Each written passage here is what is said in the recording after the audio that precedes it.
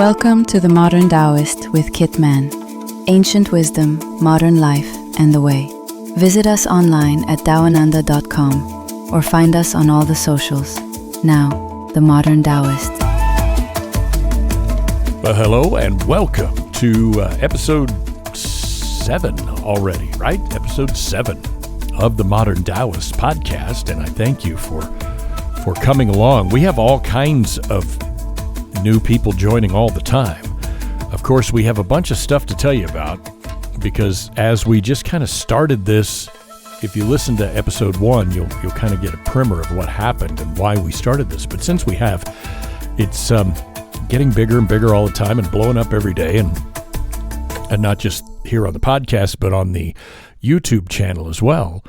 And we have two different things on the YouTube channel, which is at Daoananda, Daoananda on YouTube. There's two different things on the YouTube channel other than the podcast, and that is a 3-minute lesson that I do at the end of my walking meditation every day. And then there is a 30 seconds of Tao, which I have fun doing because it takes 30 seconds. But that way, depending on what kind of attention span you can deal with at the moment, because being pulled in a billion different directions, you have 3 different layers you can listen to. You can listen to the full podcast, you can listen to 3 minutes of a lesson, or you can just listen to 30 seconds of Tao. And the 30 seconds of Tao stuff is super easy to do, and so we do it every day. And then the little 3-minute walking meditation lessons, those are the most popular. We've got thousands of views on those, which is pretty cool. And another cool thing, by the way, there's also on the website now, which is daoananda.org. The .com is coming, but it's got an issue, some kind of tech thing. We are getting that fixed.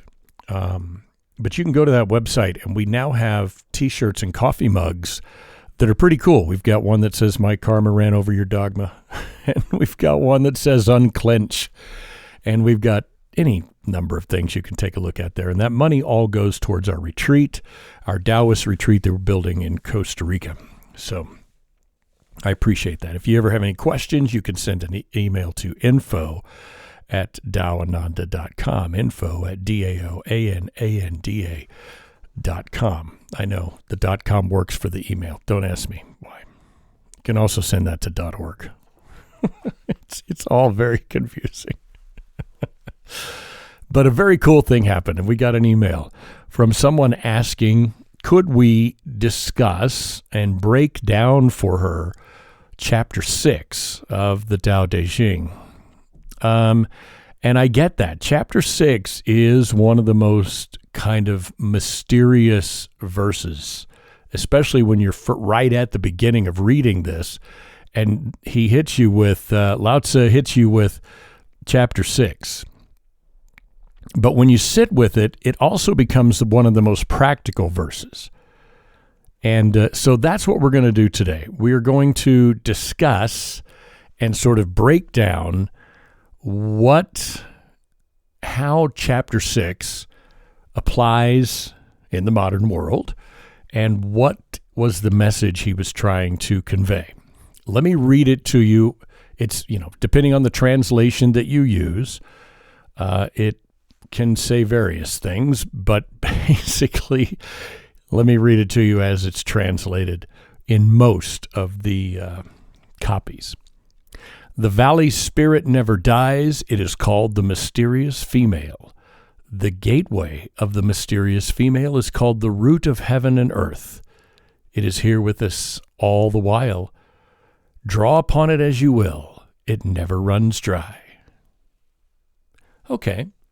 Thanks for that. I'm sure when people read that at the beginning, 3,000 years ago, they went, all right, cool.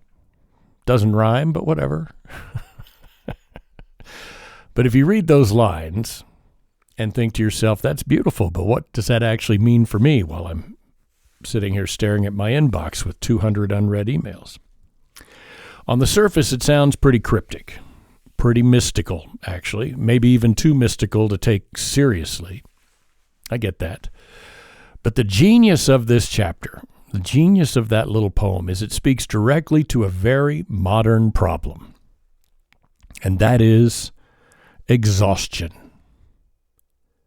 And that's how most of us live today.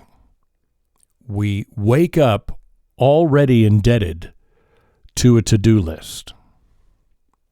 We measure our worth by bank balances. We scroll through feeds that constantly remind us that we're not doing enough, not earning enough, not fit enough. And even if we stop to rest, we feel guilty for it. Like we should be squeezing more out of every hour. We live in a world built on that belief, as we talked about in past episodes, that resources, especially our personal energy, are scarce, and that we're always one step away from running dry. Now, listen again to Laozi's words. It is there within us all the while, draw upon it as you will, it never runs dry. Okay, that's not some distant cosmic promise. That is a direct contradiction to the scarcity model that we have here in modern life. Because he's saying there's a source of renewal inside you that doesn't operate like a battery. It doesn't need to be constantly recharged with caffeine or motivation hacks. It's not something that you can buy by taking a vacation or getting an app subscription. Because what he's talking about is the Tao itself. The same current of energy that moves through the seasons, that grows the trees, that brings life back in the springtime, is always there. It's always accessible, and you don't have to earn it. So in the verse, he refers to the valley spirit. Okay, that one we may not really understand because that was very specific to where he lived in his time. In ancient China, valleys were seen as these fertile, life-giving spaces.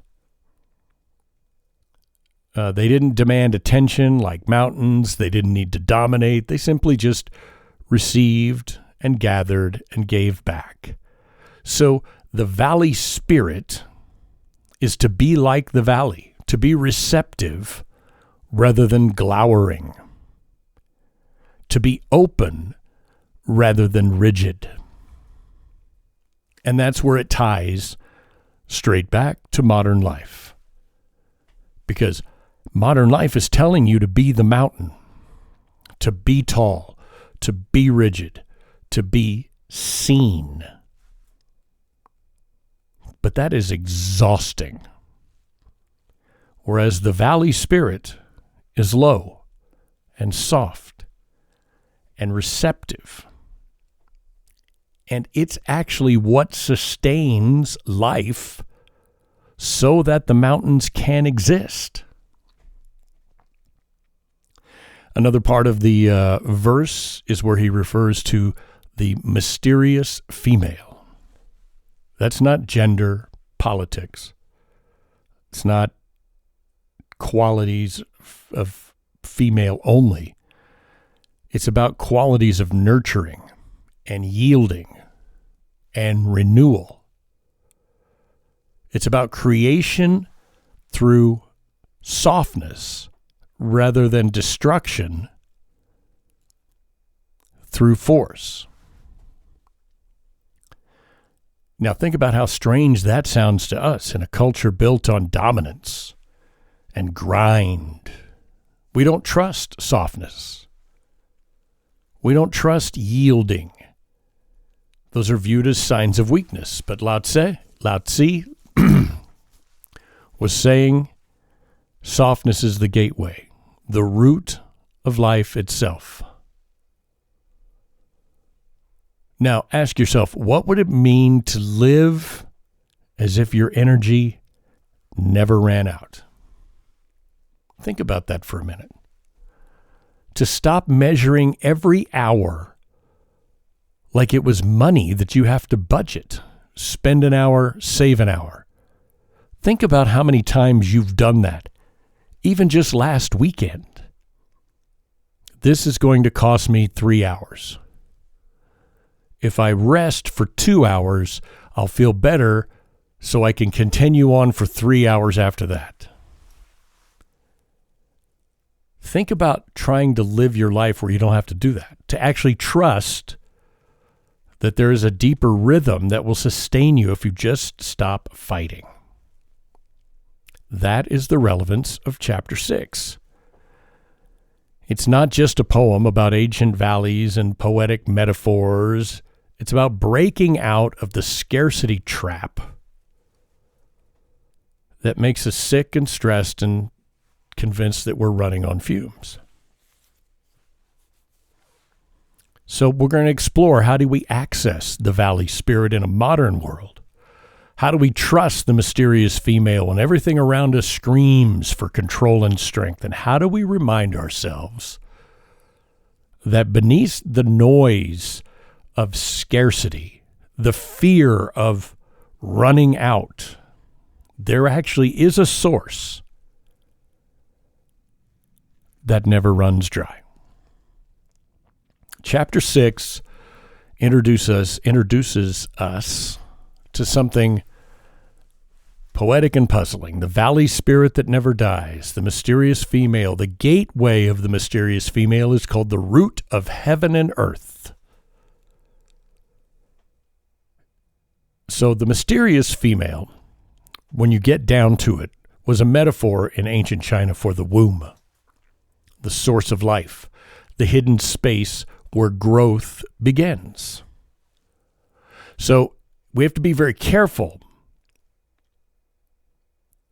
because if we're not, we're going to read that through a modern lens and assume it's about gender roles or mysticism. But Laozi isn't writing a Hallmark card. That's not the point. He wasn't pointing to something shallow. He's pointing to something much deeper. And that is the principle of renewal. So here's something in the real world that will help you a little bit. Picture a family gathering, okay? And there's always that one person who doesn't talk the loudest, doesn't dominate the conversation, and yet somehow everyone seems to drift towards them. For me, it was my grandfather. But you know somebody like that. It could be an aunt, a grandmother, someone that makes space for others to feel at ease without yelling, "Hey, come over here, pay attention to me." They don't force anything. They don't have to. Because their presence itself is the valley, a place where other people can settle, let down their guard, and feel replenished. And that is the valley spirit that we're talking about. Now contrast that with how you maybe lived your life just today. How many people are pushing to be loud and visible and assertive, constantly proving how much they're worth, trying to crush it at work? If you're not, how many of us have heard the phrase that pics or it didn't happen, right? If you're not posting on social media, you're invisible. It's like we've been trained to only live in the mountains, only live up high, always exposed, always trying to be seen. But Laozi is pointing us to the valley. The valley isn't glamorous. It's fertile, though. It's where the rivers flow. It's where life gathers. It's where renewal happens. It stays warmer longer in the valley. It gets colder later. Think of the soil after a harvest. The valley looks empty after the harvest, but it's in that emptiness it's recovering and gaining strength and getting ready for the next cycle of growth. That is the mysterious female at work. Not exhausted, not used up, but quietly sustaining everything by just being chill.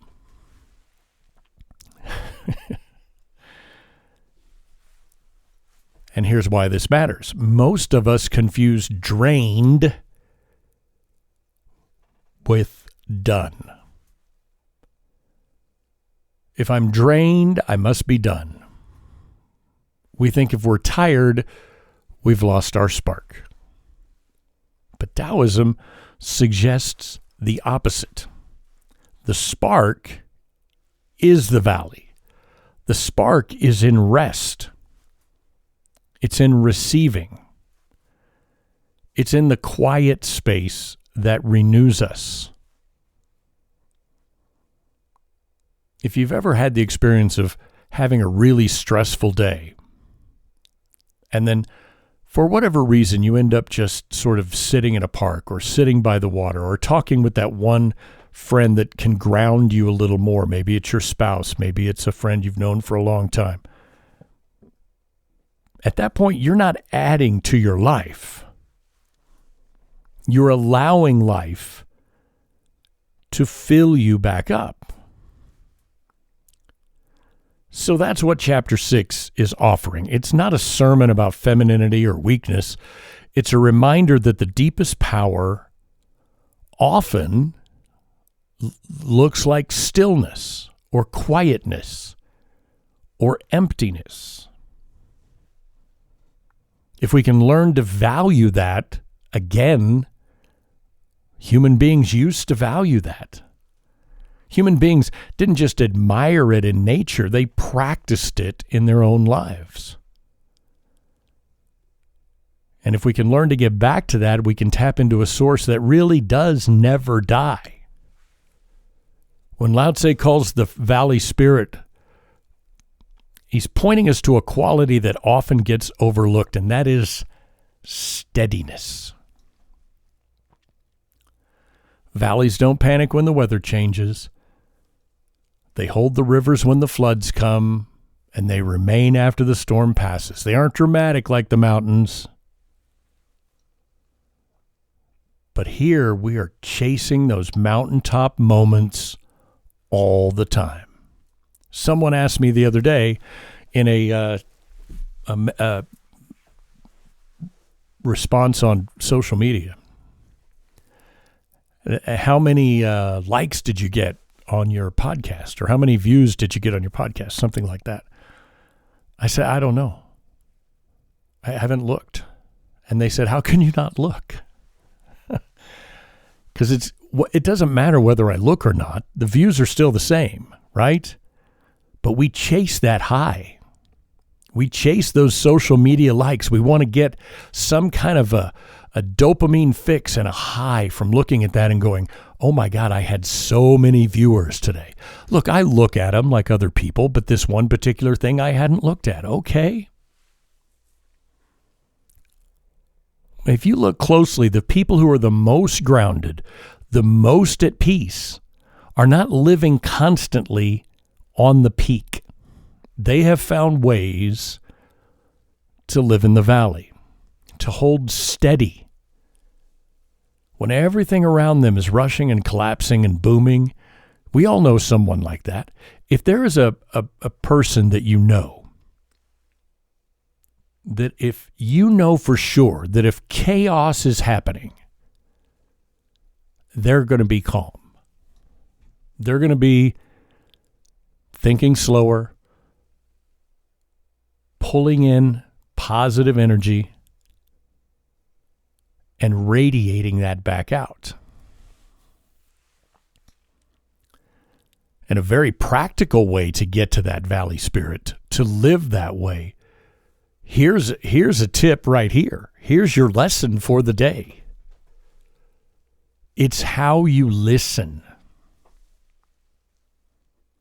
Not silence for silence sake, but listening with depth.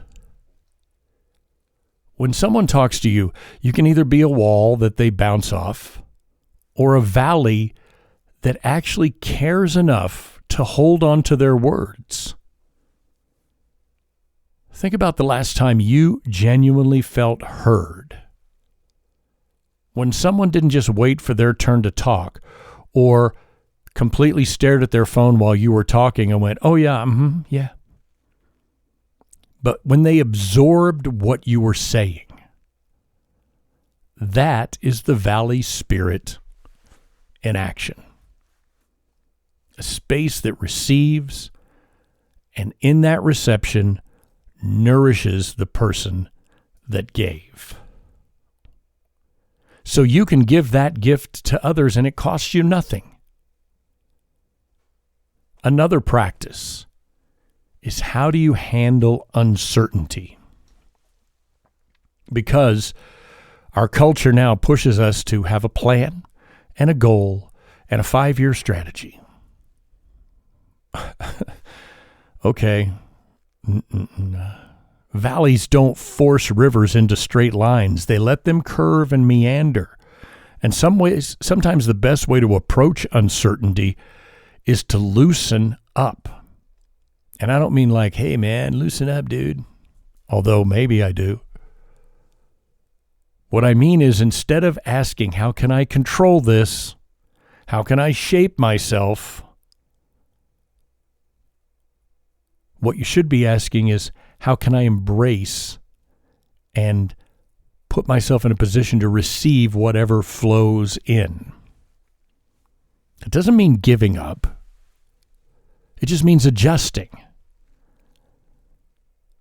Be like the valley that doesn't fight the river, but allows the river to shape itself on the way in.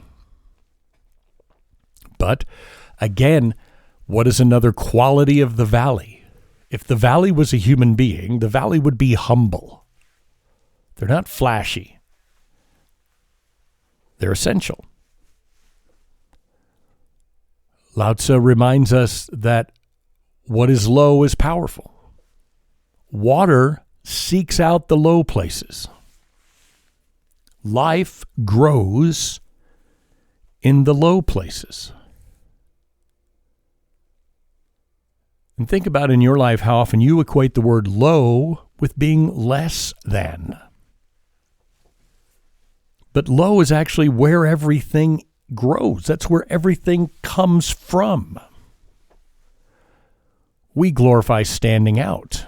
Taoism suggests there's a tremendous strength in being rooted,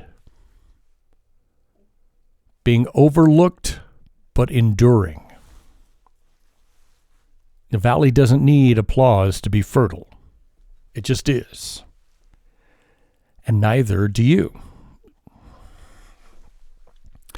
Something that I've forgotten many times in my life, because I had a career in the radio and television business in which I was performing all the time. And it was very hard sometimes to remember that I was probably better when I wasn't performing.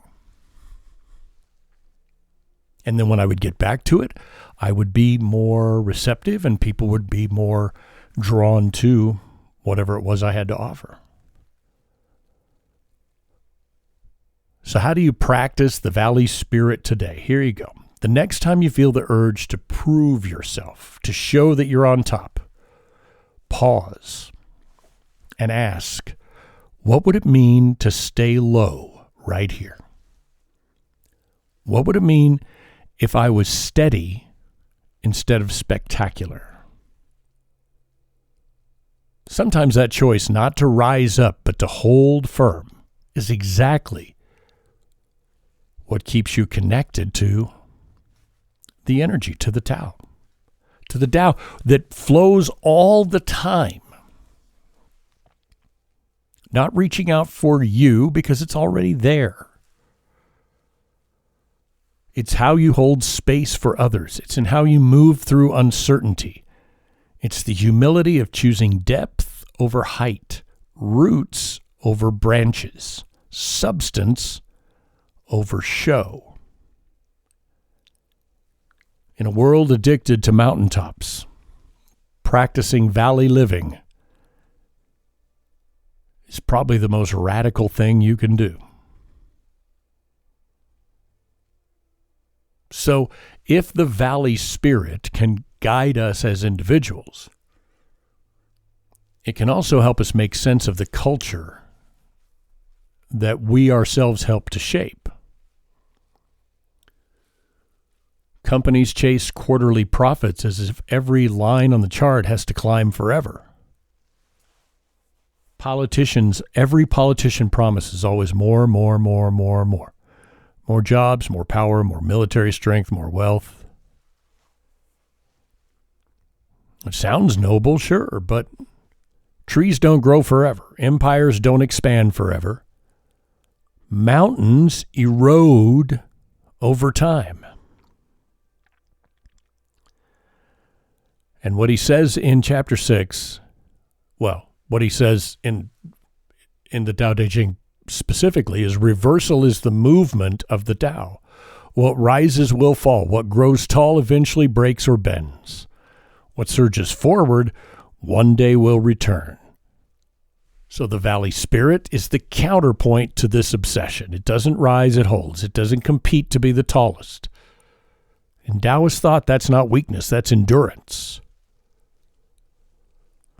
Think about the economic world. .com bubble, housing bubble, crypto bubble, bubble. We're always got bubbles. We got bubbles all the time. They inflate, and everybody acts surprised when they burst. What did you think was going to happen? From a Taoist lens, that is obvious. We see that and go, well, here it comes. Because what rises too fast will collapse. Not a flaw in the system, it's the nature of things. The Valley Spirit reminds us that resilience doesn't come from endlessly climbing, but from having the depth to absorb change. Social levels, we see the same thing. Social media rewards peaks. You want to go viral. You want to be an influencer. You got to have that hot take on sports. And then your peak, and then what? Peaks are lonely places. They don't last. The valley of real relationships, quiet communities, and enduring connections is what sustains us. How many people have chased online fame only to burn out, get exhausted, have mental health problems? You can't live at high altitude if you've got no roots in the valley. Because what's low, or what seems low, is what lasts. But it's hard to battle that, right? Because we start from such a young age, even in our education system. Test scores, college admissions, stacking that resume. The question isn't whether the kids can climb high, it's whether they can stand steady when life inevitably reverses. Because life does always, 100% of the time, reverse. A valley is where the people build their homes. They don't build homes on the top of the mountain. It's not just philosophy, it's survival. Look at the climate crisis. We built the civilization that we have on a mountaintop, on an idea of extraction. More oil, more coal, clear more land, chop down more trees, build more factories. Always more, always higher, always destructive. But the earth doesn't work that way. The earth is valley-like. It's cyclical, it's absorbing, it's regenerating. When allowed to regenerate, look what happened during COVID when we all stayed inside for a few months. The earth rebounded in ways we couldn't possibly have imagined.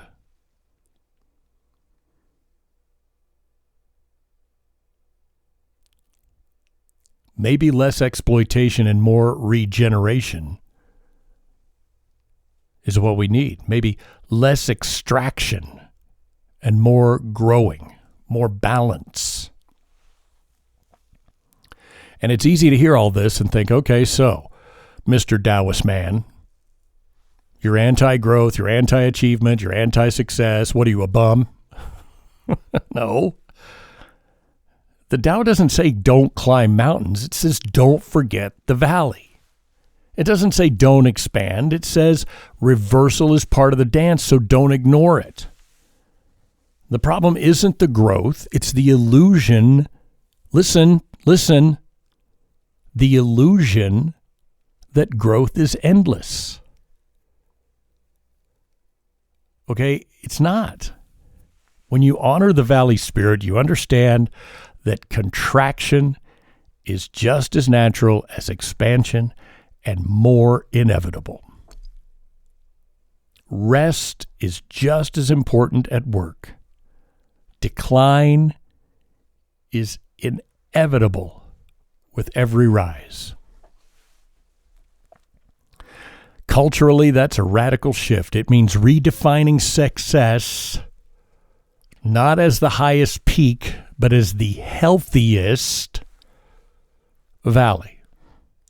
Not as the loudest voice, but the one that nourishes, the one that gives wisdom, that gives something in return for your attention.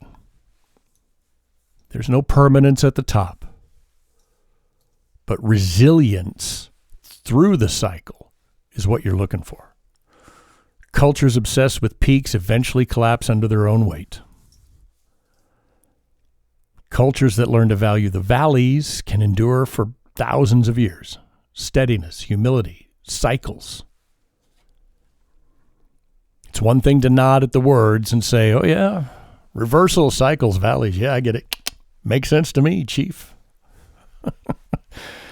But it's another to actually live in that world.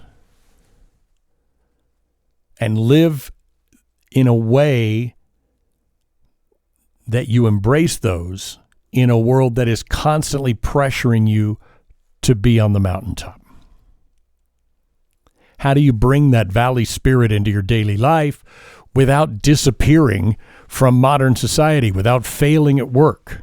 How do you hold that sense of depth and steadiness when you're being measured by everybody else? Start with conversation. In a world where everybody is talking over each other, being the valley means listening more than you speak. Not passively, not half-assedly, not waiting for your turn, but actually holding space for the other person. It's not that difficult to let their words flow into you in a way that the valley receives the river. Most people remember being truly listened to far more than they remember being impressed by your response. In a small, practical way, you embody softness and gain strength by doing that. Work is another place you can practice. Instead of always rushing to be first in line to take credit, what if you became the person that stabilizes the project, who supports the team, who makes sure that the roots hold? Doesn't mean being invisible. It means valuing depth, quality of your contribution over the sheer number of things that you can stack on a plate. Think of that coworker that's able to steady the room when the meeting gets tense, or the person that catches mistakes before they snowball. That is the valley spirit. Culture trains us to believe that if we're not constantly climbing, we're falling, but valleys remind us the pause is not failure. Retreat is not weakness. If you take time to rest, reflect, or simply stop producing at max output, that's not wasted time, that's fertile time. That's regeneration. Same goes for relationships. It doesn't always have to be the mountaintop. The truth is, relationships endure in the valleys, in the quiet mornings, in the steady routines, in the patience to hold one another through their own reversals. Bringing valley spirit into love means allowing for the low places, the silences, the imperfections, because you know that's where things take root. Even spiritually, whether you call it meditation or prayer or just breathing quietly for a few minutes, you can embody that spirit by emptying yourself. Stop chasing the mystical high. Settle for being low. Become receptive. Something new will emerge in that emptiness, I promise. What makes this powerful is it doesn't require you to renounce modern life. You don't have to quit your job. You don't have to decide, I need a job where I don't have to think. No, the Valley Spirit isn't about abandoning the world. It's about moving differently within it.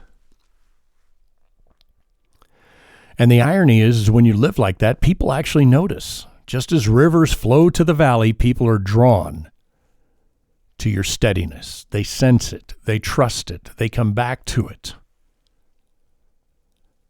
When the air gets thin at the top, they come back to where you are and go, oh, yeah, I remember. They may not say it out loud, but they do. So where does all this leave us? Chapter 6 might sound poetic, even a little mysterious, but it's really pointing us to something profoundly practical. The way of endurance is not in the peaks. It's a different rhythm. It's not glamorous. Valleys receive, valleys hold, valleys nurture. That's the gift that chapter 6 gives us. And thank you for asking me to break that one down, because I have specific thoughts, obviously. The valley never dies.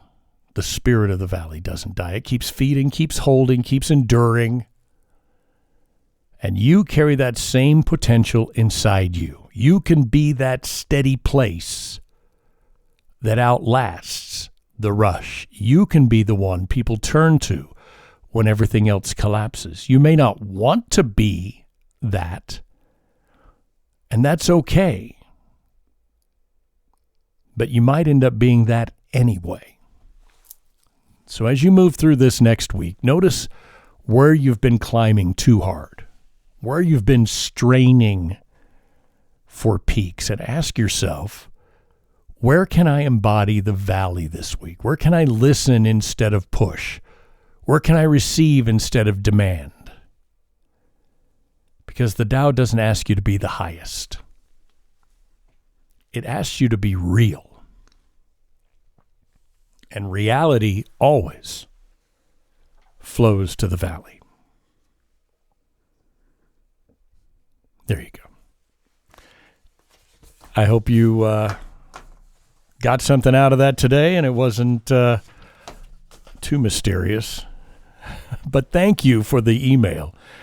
And if you would like to ask a question, you can do it in various ways. We're also going to have a specific question form on the website. We're going to put that up there very soon. So if you go there right now, you'll probably find it. DAOANANDA. Taoananda.org.com is coming soon. Feel free to email us. Feel free to fill out the form. Feel free to comment on any of the social media platforms where you find this podcast, including, but not limited to, Apple, Amazon, Audible, Spotify, iHeartRadio, YouTube, and lots of other places.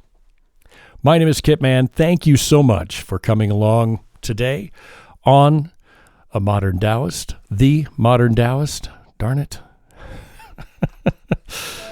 I'll get that right one of these days, and we'll see you next time. Thanks for listening to The Modern Taoist with Kit Mann. Visit us online at daoananda.com or find us on all the socials. Please like or subscribe on this platform, and thanks again.